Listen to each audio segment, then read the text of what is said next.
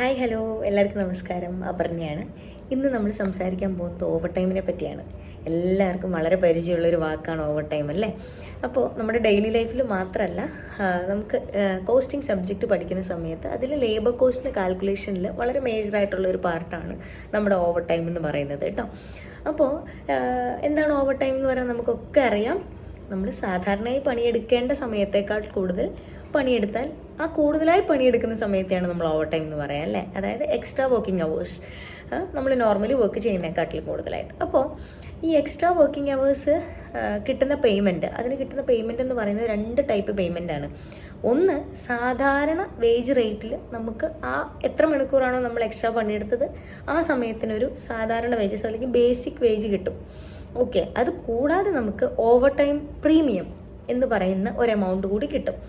Okay, അതായത് അത് നമ്മളുടെ ഓവർ ടൈമിനനുസരിച്ചും കമ്പനിയുടെ പോളിസിക്ക് അനുസരിച്ചൊക്കെ ഡിഫറെൻ്റ് ആയിരിക്കും. ഓക്കെ, സോ നമ്മുടെ ഓവർ ടൈം പേയ്മെൻ്റ് എന്ന് പറയുന്നതിന് 2 ഭാഗങ്ങളാണുള്ളത്. ഒന്ന് basic wage plus over time premium. ഇതൊരു മേജർ കാൽക്കുലേഷൻ്റെ പാർട്ടാണ് നമ്മുടെ ലേബർ കോസ്റ്റിൽ കേട്ടോ. Thank you so much.